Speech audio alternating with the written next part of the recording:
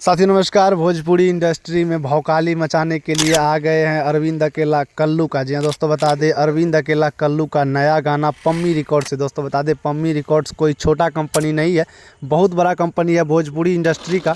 और अरविंद अकेला कल्लू कोई छोटे गायक नहीं। दोस्तों बता दें इतना हाई क्वालिटी का वीडियो आपको कहीं पर नहीं देखने को मिलेगा पूरे भोजपुरी इंडस्ट्री में। जी हाँ दोस्तों, बता दें एकदम भौकाली पर भौकाली मचाते हुए नजर आ रहे हैं हमारे अरविंद अकेला कल्लू पम्मी रिकॉर्ड्स के माध्यम से।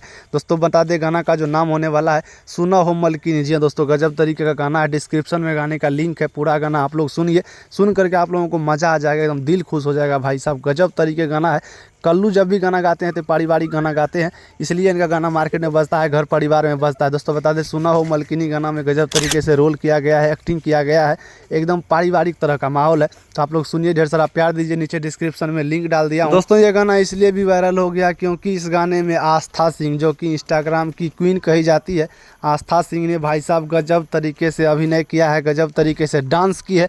तो आप लोग देखिए आस्था सिंह के नए एक्टिंग को, एकदम क्या एकदम घरेलू अंदाज में अरविंद अकेला कल्लू के साथ में की है। डिस्क्रिप्शन में